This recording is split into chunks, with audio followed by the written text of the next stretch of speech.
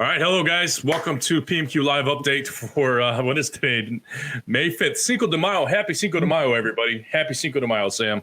Thank you. Thank you. I'm very sorry, everybody. We are a little bit late today, but right before we were getting ready to start, something exploded in my town and the power went out. So Sam was very patient and stuck around. So we're going to try to get some answers to some questions that people may have. Now, Sam Zietz, why don't you go ahead and introduce yourself and tell us who you are and what you do? Yeah, great. Thank you, Brian. I'm Sam Zietz, the CEO of GRUBBRR. And GRUBBRR is the leading company in self-ordering technology. So, most relevant is probably our self-ordering kiosks. So especially in the time of Corona, people don't want to interact as much with humans or cashiers. So kiosks have been at the forefront of that.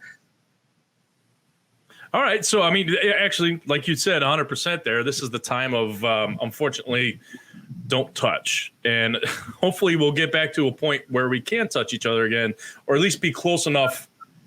That 6 feet apart thing is kind of blowing my mind right now. So, I mean, I wanted to ask you about some of the trends that you're seeing as somebody who creates these, this innovation. What are some of the trends that you're seeing some people do now with touchless kiosks, and what kind of direction do you think everybody's going to be going in general? Yeah, if you would have asked me that question, 2 or 3 months ago, I would have told you, listen, in the next 2 to 5 years, I think kiosks and self-ordering technology will become mainstream. It had already been rolled out at the likes of McDonald's, where they spent over $1 billion in 2019 implementing kiosks. They've proved that type of technology works. And like many other industries, like tellers at banks and ticketing agents at the airport, over time they just disappeared. Technology came in and they evolved and they ultimately faded away. And nobody really noticed because it happened over a number of years. But what's happened with Corona is it's moved that timeline up, and all of a sudden it's become a focal point. In speaking to lots of different restaurateurs and retailers over the last 6 weeks, they realized that as a result of Corona, the world is going to change. It has changed. And, the American psyche is going to be impacted for a long time. So you talked about people being 6 feet away and social distancing. Yep. Obviously that's at the forefront right now. But even as we come back, there's going to be less likelihood of people wanting to interact with a cashier. And, what does it look like in restaurants? Well, fast casual and QSR, they've already been looking into this type of technology, and this just accelerated it. But what do we look at when we talk about full service restaurants? I'm in South Florida here. Florida this week just reopened restaurants to 25% capacity. Texas and many other states have also done the same, and hopefully that'll increase. But at 25%, I don't know of any restaurant that can be profitable at 25% capacity. Maybe at 50% they can get to break even if they're running really, really well. So it's going to force them to pivot. And over the last, call it 6-7 weeks, many of those restaurants have been forced to pivot to survive. And that means being able to handle delivery orders. It means having to handle takeout orders. It means, how do we deal with, consumers that can't or won't, re-enter the restaurants. And these are the things that the restaurateurs need to look at. Well, and I mean, we all want to make sure that all our previous employees still have jobs. I mean, some people have had to shut down temporarily, or God forbid, have to let people go. I mean, do you see anything like, as far as like, if you're taking away a cashier's job, which a touchless kiosk might do, how are people handling that situation in the restaurant? As far as like trying to keep their employees or pivoting on where they're functional, I should say. So really that breaks down to what we call repurposing employees. So when some jobs disappear, other jobs are created.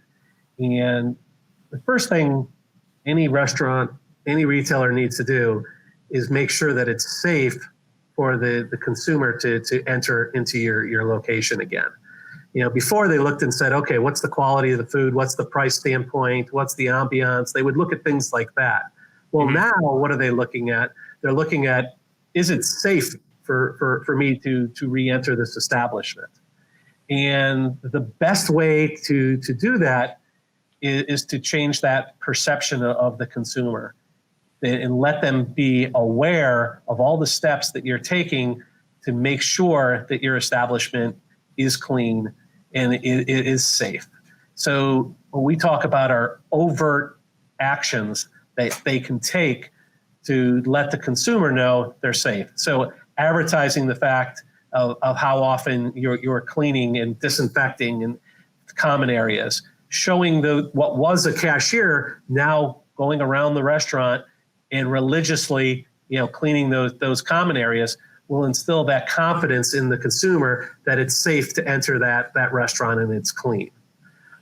Again, cleaning the kiosks, helping to handle the delivery orders. So a lot of full service restaurants never really dealt with delivery before. And now they're quickly pivoting and saying, okay, let me sign up with a third party delivery service like an Uber Eats or a Grubhub, only to find out that they're going to end up paying 25 or 30% to these third-party delivery services and fees.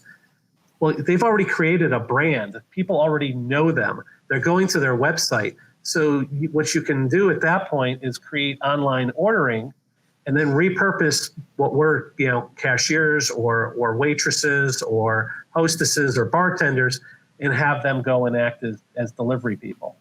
So there's a lot of repurposing of employees. Well, yeah, and it's we're not trying to take jobs away from anybody. As you said, I mean, this is something that's been worked on for a while, but this situation just kind of kicked everybody in the butt and accelerated everybody's move to online ordering or curbside or even contactless. So instead of being able to kind of plan what you would do for your employees or slowly diminish your labor cost, I mean, everybody had to pivot real quick and do that. I mean, you're talking about just people who are doing carry out and delivery or dine-in having to now do carry out and delivery. I mean, it's one of those things that's you just got to evolve and adapt. It's another one I always put up. But I did want to say thank you, everybody, for joining in. You can ask your comments to Sam here in the Facebook Live comment section. We'll make sure he gets them up there and he gets them answered. But Sam's going to talk to us a little more about some best practices for what you should do to kind of remain contactless. Now, we were talking about some technology that GRUBBRR does have, and what really struck me was you were talking about, I was wondering if you had like the wireless tablets that you can have somebody come out, say like a Chick-fil-A, take your order so that not there's one person touching that tablet at a time. But you had mentioned something about QR codes, which I thought was great because you said people can come up and place their order. I'm like, well, if everybody's touching the same board, that defeats the purpose. But that's not what you were talking about at all. No, in fact, this is some of the technology that we've rolled out to a lot of these restaurants that quickly had to pivot. And there wasn't even time for them to implement, full-blown kiosks. It was like, okay, what are we going to do today to survive? We can't even let, consumers into our location. So what we ended up doing is we created a hybrid between our online ordering product and our kiosk. And what it did is it created a sign that a lot of the restaurants put in their window, because a lot of restaurants right now are trying to prevent the consumers from entering into the restaurant. So it allowed them to take out their phone, scan the QR code, and instead of having to download an app, it automatically turned their phone into a kiosk. The menu was there, they could order, and then they could enter in their car type. And what would happen is as soon as the food was ready, the restaurant would then have somebody bring the food out to the consumer's car. So it basically created a synthetic drive-through for those restaurants that traditionally can't have drive-through. And that's become very popular. So some of our clients got creative and actually took their kiosks and would put them on wheels and roll them out. the kiosks outside. So we actually helped to create some mobile kiosks. You did mention that our line busting systems became very, very popular as well. Creating these synthetic drive-throughs where people would come over to the car window, take their orders almost like you used to do with the old drive-through with the waitresses on the roller skates. So yeah. You know, so it's been a time of innovation, and right now we're talking not just about reopening, which is great, but this is also reinventing. What worked before is going to change. There's a new normal, and our belief was over 5 or 10 years the cashier would have evolved and it would have disappeared, and the point of sale system would have disappeared.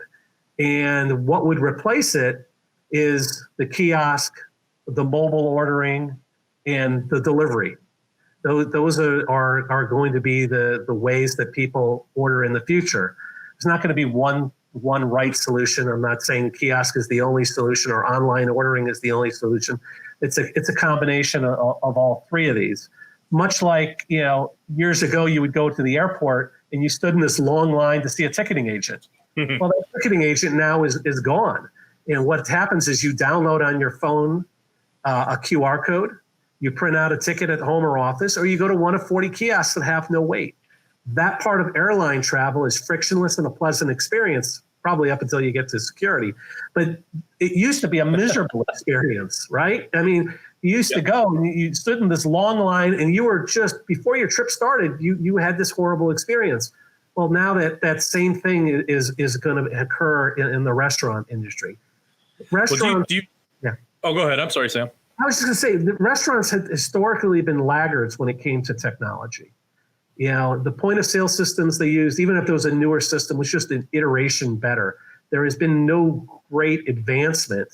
And it's, hey, if it's not broke, don't fix it. But now, when something like this occurs, not only do you have obviously nobody anticipates a worldwide global pandemic, but even if Corona were to disappear tomorrow, we're still looking at a pretty significant recession for the near term. And the combination of those two things, every restaurant's going to be forced to evolve and catch up on a technology and be a leader in technology to survive, because the ones that do will be successful and actually will become, will gain market share. And those that are slow to adopt are more likely than not going to be able to survive. Well, do you see, I mean, I know we always say there's no new normal, there's no old normal, get ready for the new normal. I mean, what kind of timeline do you see, just as an industry professional on the other side, not as an operator, but I mean, do you see any kind of timeline that's going to be quick, or is this going to last years, you think? Timeline to implement technology, or not implement technology, just the fear of people coming in. Like we had said that, now instead of, it used to be quality and service, quality food and service, that's what people would gauge you by. Now it's like, are they clean? Are they safe? How long are we going to be hypersensitive about it, you think? Well, I mean, the best gauge I can give is a precedent is really 9/11. I mean, for those that survived and went through that time, that was top of mind for a long time after that. People were hypersensitive as a result. And the same thing is going to happen here. I mean, just people that survived the Depression were ultra conservative as a result. It wasn't until the next generation that they started to spend again. And that's going to happen here. Now, those that are, it's going to break down by demographic, I think, as well. So I think, for example, restaurants that tend to attract a younger clientele, I think they'll be back quicker. Because they, if they catch Corona, they don't feel that they're going to be significantly injured as a result of it. They might be sick for a few days, but they feel they'll get better. Older demographics, they're going to be the last to return. So if you looked at, for example, a high-end steakhouse, they tend to have an older demographic. There's lots of restaurants that tend to have those older demographics, and I think those are going to be the consumers that return last. So it's critically important there to be able to pivot and find ways to be able to service those customers. While they might not want to eat in your restaurant anytime soon, that doesn't mean they don't want your food, and it doesn't mean they're not willing to come and pick it up or to order it for delivery. Well, and that's, I mean, like you were saying, we all have to kind of pivot at this point. Most people, very few are just set up to be 100% successful in this climate right now. I mean, and that's usually some of the smaller places, the carry out and dine-ins, or I'm sorry, carry out and curbsides. But I mean, online ordering, this is something that's, if you like it or not, it's something you really have to think about and adopt, wouldn't you say? I mean, are there easy ways to do it? What's the easiest, most painless way for somebody to jump into that sea? Well, here, first off, there's no playbook out there, right? You know, restaurants, there's somebody's written a book about everything. How can you improve your social media? How can you be more efficient? How can you cook? You know, there's a book on everything. Yeah. I haven't seen a book on how to survive a global pandemic, you know, for your business yet. I'm sure there will be one pretty soon, but at this point, there's not.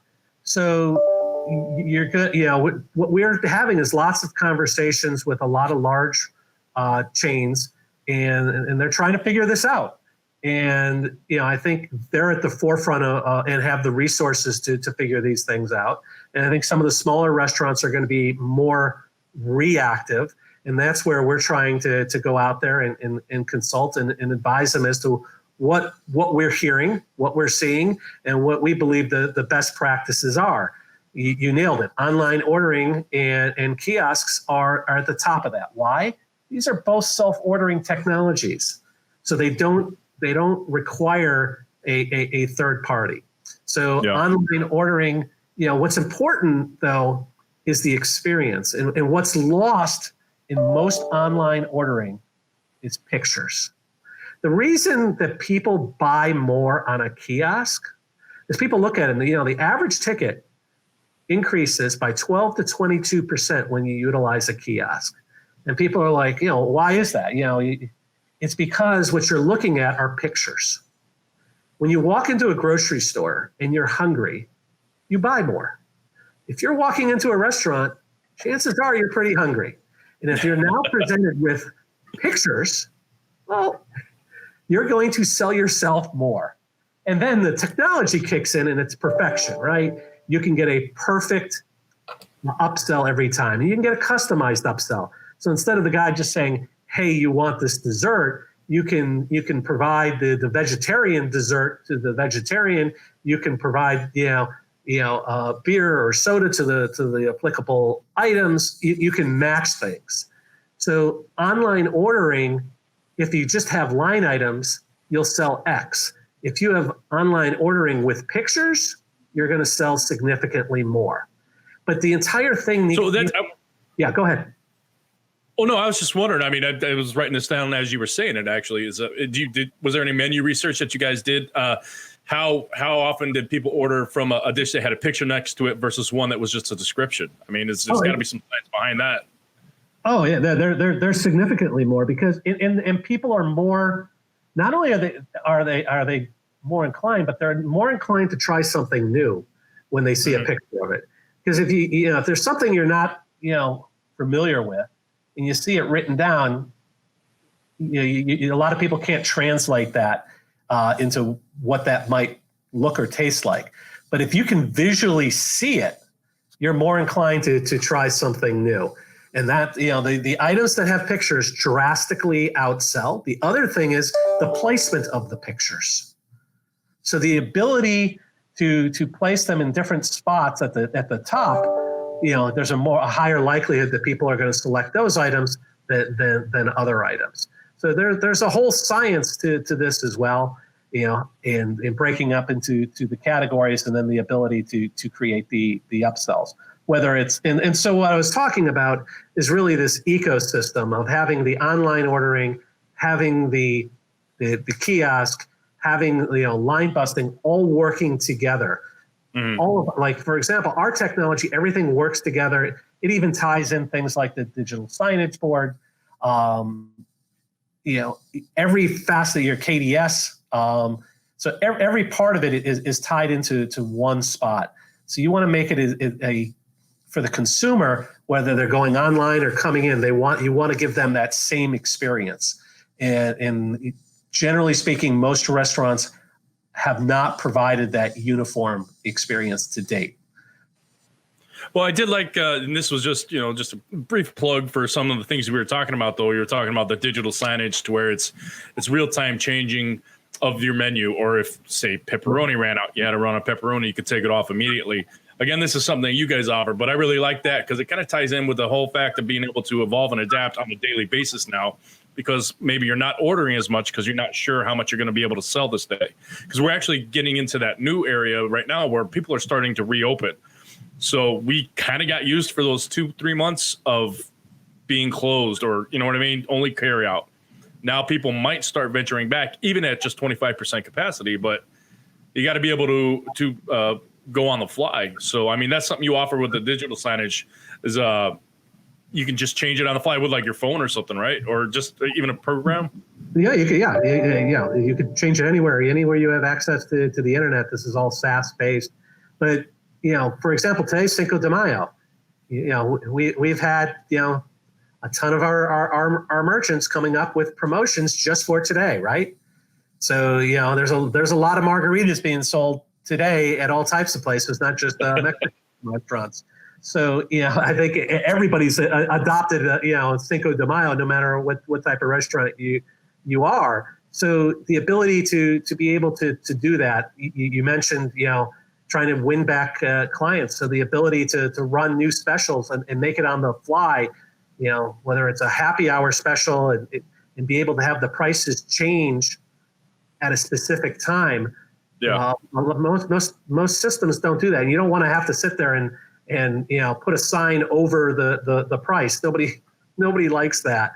So to have those things change in real time is great. You were asking earlier about technology as to keeping things clean. Well, in a restaurant, the dirtiest thing in the restaurant is cash. And while many restaurants would like to get rid of cash because for a whole host of reasons, aside from it being dirty, and obviously yes, you can catch corona from currency, you can catch corona from a credit card. Bacteria, viruses, etc. The question is how do you eliminate that? And while restaurants would love to be able to say, hey, no more cash, 20% of society is still unbanked, and because they're unbanked, that means that not only don't they have a credit card, they don't have a debit card. And a number of states have come out and said, listen, restaurants and some retailers, you still need to be able to accept that. So one of the things that we've recently rolled out is also, building in the ability to accept cash in the kiosk. And that does a number of things. One, it eliminates the transference of credit cards in cash from a safety perspective. Two, it eliminates shrinkage from people, either making mistakes or being nefarious and stealing money. It also eliminates the need to reconcile cash at the end of the day. Usually you need a manager, an assistant manager to do that. And so we've partnered with one of the largest armored car services in North America, Garda, and they'll actually come out and handle everything. So there's no need for anyone to ever touch cash, any employee to ever touch cash in the restaurant again, or to go to the bank and reconcile it. It's all handled internally. Well, I mean, that's actually really cool. You did mention that. And also that what I really like when you were talking is that you, I don't want to say you partnered with banks too, but you have it to where regardless of how often they come and change it, you get your money in your bank account right away because the banks are keeping track. It's almost like the banks are managing the kiosks like an ATM. So they know how much is going in and out, but you don't have to wait for them to come pick it up. Yeah, if the armored car service comes once a week, what ends up happening is, even though let's say you did $1,000 in that particular kiosk of cash, that $1,000 actually appears in your bank account that day. So they provide you with a provisional credit, even though that physical currency still resides inside the kiosk. So it's treated much like an ATM, where the money is in your bank account, and the money that's sitting inside the kiosk now belongs to the bank. I think that's a great benefit that you guys offer, that GRUBBRR offers with that. Because I mean, I wanted to say, just talking about the online ordering again, just real quick with the pictures, how important they are, just even for your online ordering platform. Do you think does that translate well just to Facebook? Somebody can't afford the GRUBBRR online ordering platform or any others. You know what I mean? What are some of the best practices for if somebody's just using Facebook that you may have seen using their free social media? Yeah, I mean, definitely. I mean, we're visual people, right? If I'm seeing a picture of a piece of pizza, I'm a lot more inclined to go and order it and compel myself to start to eat, as opposed to if I see slice of pizza as a text in written format. So so one is that, and two, it is the time. I mean, listen, everyone's phone right now is such a high quality camera. You don't need to even bring in a professional photographer to get high quality pictures to upload in social media to get that out there. And utilizing social media right now is another great way to get the clients in and letting them know you're open. I think people are trying to default to things that are easy and saying, you know what, let me just sign up with a third party delivery service and I'll get whatever business they bring me. The problem is that that's expensive business. And, up until this point, you've probably built a nice clientele. Take advantage of that. Stay in constant contact with your existing clients and let them know that they don't have to go someplace else to order the food, that you can facilitate that. There are even a few, we've been trying to advise restaurants to deploy their employees as drivers, but here, sadly, we didn't even think of this, but up until 3 weeks ago, what's ended up happening is a pushback we're getting from a number of restaurants and a number of business owners is that employees don't want to come back because they're making more money with the unemployment and the government benefits. So we've had pushback from a number of restaurateurs saying we need kiosks rolled out immediately. We need technology because we don't have employees that can even aren't even coming in. So they're trying to get as many people in there just to cook the food because people feel that they can make, in many instances, more money, kicking back and collecting from the government. Now, but I mean, how long is that going to last, though? I mean, people got to be realistic. You think people are going to figure that out sooner than later? You would hope. I mean, I was shocked when I heard that, and I'm like, okay. The first time I heard it, I'm like, all right, that's one instance. Then I started hearing it over and over and multiple times a day. I actually read a CNBC article on the same thing as it pertained to salons the other day. So it's happening with casinos. It's becoming more prevalent than you and I would think. Yeah. So that's another concern that's out there. Well, and that's like you said. I mean, I think you mentioned salons, casinos. These are all very high contact places. Crowded casinos. You can't run a hair salon without touching somebody. And I've been hearing this. It was actually a few weeks ago. Some of the U.S. Pizza team guys were kind of concerned. It's like, well, what if these guys don't want to come back? It's hard enough to get good quality employees in the first place, let alone.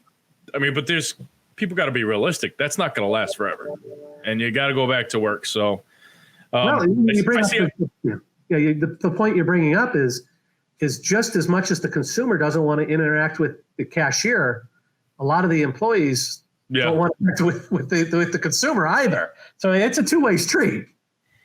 Yeah, no, absolutely. And I mean, this is just having online and touchless, things like that is kind of a solution for not getting the employees back that you need. And I hate to say it, but you might get replaced with a robot. We want to give real people the money for sure. But, I mean, that's the one thing I think when we were talking earlier is that you have those fixed costs that you can't do anything about. Food. And that sadly, a lot of those prices might be going up with, meat shortages and things like that, just how everything's being touched, every industry. Your rent probably not going to be affected unless you can get deferments and stuff like that. The one thing you can mainly control is labor.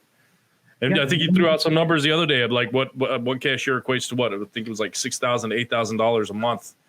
Yeah. Typically, it's $6,000 to $8,000 a month to have a cashier there during the normal business hours. Obviously, it's not one cashier that's making it. It's generally more than one because nobody's working all the hours the restaurant's open. But a kiosk solution, even if you finance it, so you don't pay anything up front, you're looking at well under $500, and that's accretive literally day one.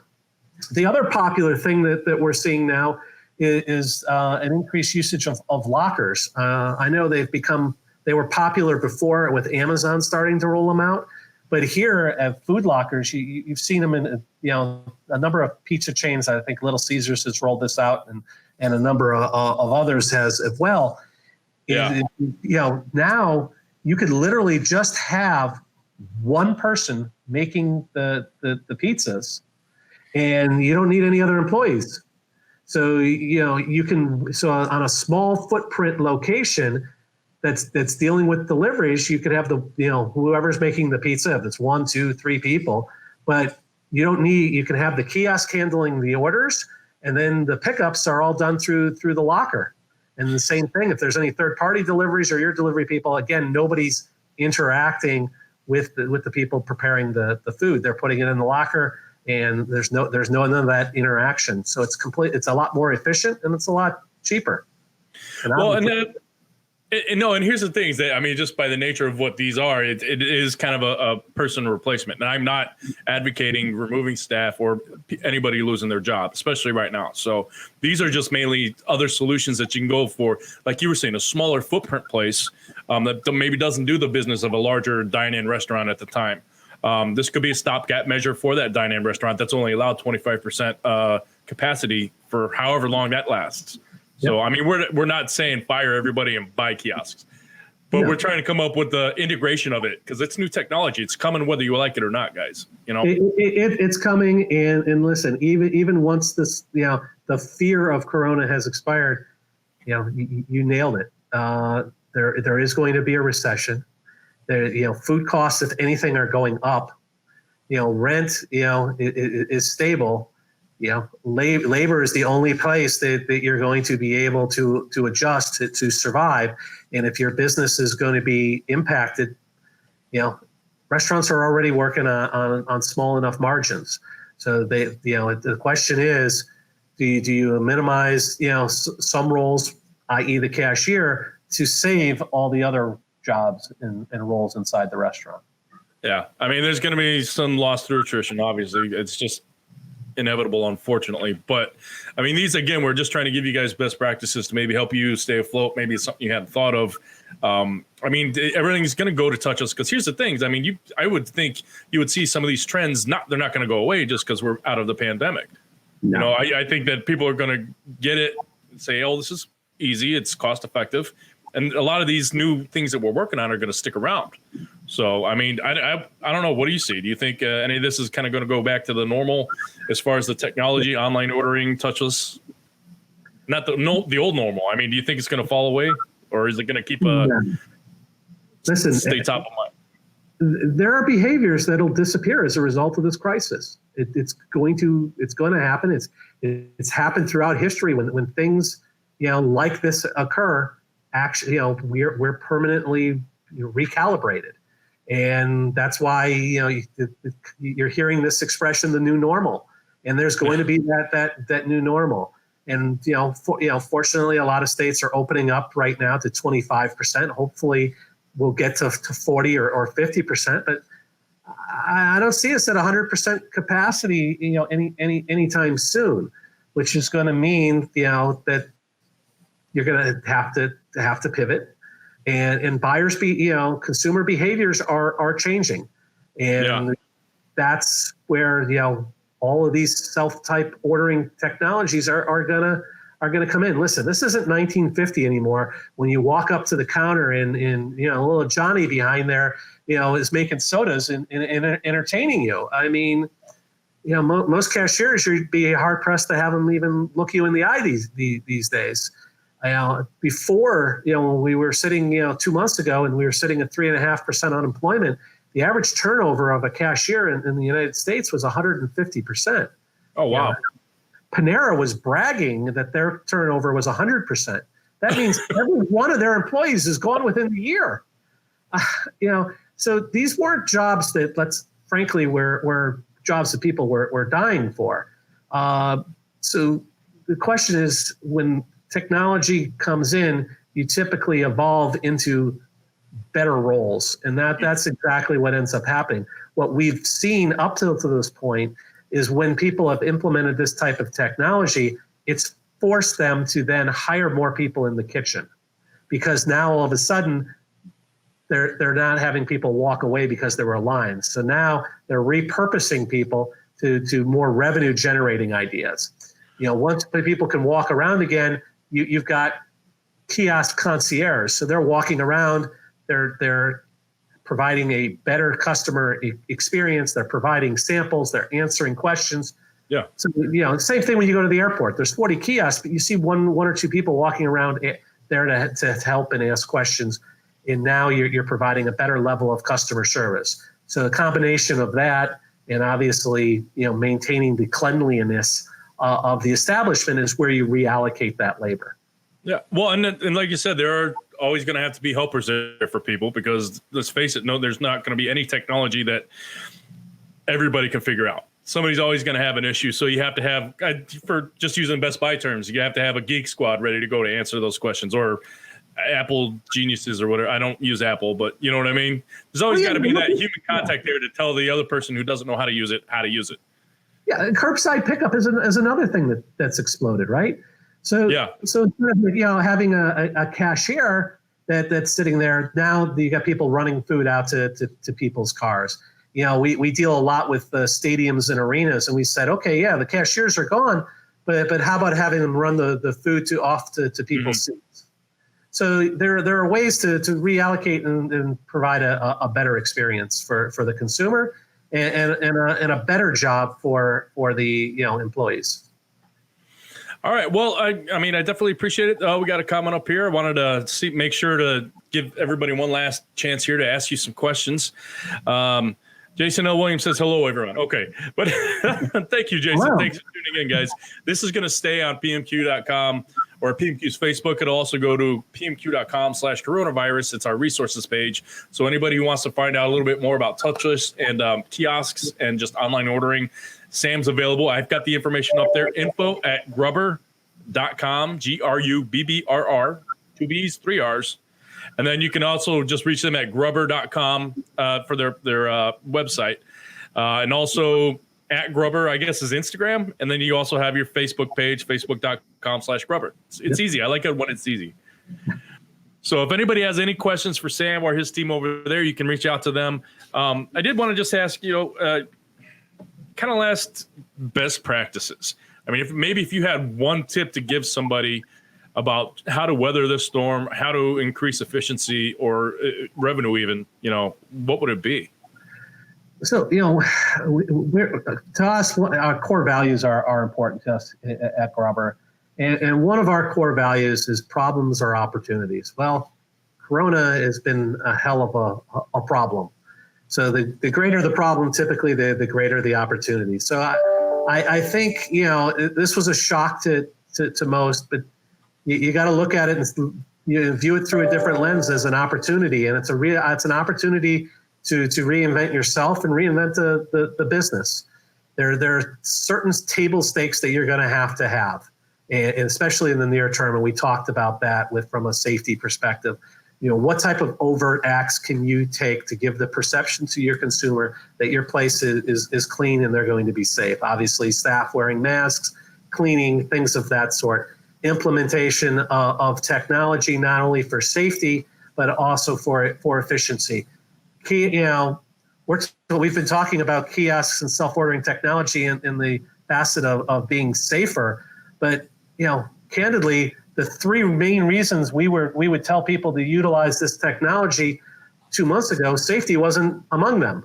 It was they increase revenue through increased average ticket and the elimination of walkaway clients. They decrease expenses and they improve the customer experience because you're eliminating mistakes, you're eliminating lines.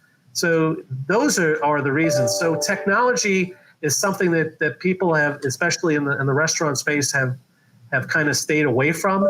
And, now's the time to embrace it, because it can materially change your business, both revenue and expense, and can be the difference between whether you're profitable or not profitable going forward. And as things continue to improve, this will allow most businesses to scale and be on the right side of it when everything comes back to normal. Well, and that actually brought another question to my mind. And again, everybody, this is the last chance to ask Sam Zietz. And I think I've been pronouncing it wrong for the whole week. But all my life. was the last chance to ask Sam some questions. All right, well, here we go. So let me see. Jason, are you depending on third-party apps, or your delivery drivers? It seems like third-party apps are taking over. So I'm wondering if he's saying, I think you had said earlier that try not to use third parties as much as possible, because that's that 30% that's a big chunk of your change whenever delivery goes out. Plus, you don't have control over your own brand when it's not one of your employees. So there's actually a solution there too. So think of third-party delivery apps kind of like a location at the mall. The reason you pay higher rent and sometimes a percentage of your revenue at the mall is because they're driving the customers to you. You don't need to market. They're coming to you because of the mall. That's what most of these third-party delivery services. People are going to Uber Eats or Grubhub or Postmates or any of these companies, and then they're selecting what type of food they want, and they're finding you. So they're providing not only the delivery service, but they're providing a marketing service. Okay. However, when they're coming to your website, you've already done that. When they're already a repeat customer of yours, you've already done that. So there is zero reason for you to then pay them on top of that high fee. So one of the things we've done is we've suggested that you reallocate your labor. But if you don't have labor, we've also integrated with a number of these national delivery services where you pay a significantly smaller fee. You utilize your own online ordering app, but then you use these drivers to fulfill the delivery. And this way you give up a far smaller percentage of the sale instead of giving away that 25 to 30%. So it's a great question, but again, if you've built that brand, don't give away the goodwill you've created and the brand equity to a third party. Well, yeah, and then you kind of said earlier that you guys integrate with most POS systems, but you're integrating with other third parties if need be. If that's absolutely what the customer wants, you can do that. But your best practice suggestion is reallocate your inside staff to control that brand. That's a great message. That's always been my concern. Jason, I think he got what he was looking for. He says, thanks for the info. Thank you for tuning in, Jason. And Ted, I'm going to butcher your name. Ted just says, great to see you, Sam. Hi, Ted. I don't even want to try, but so we'll just keep it at Ted. So, but I did have another question when you were talking a minute ago.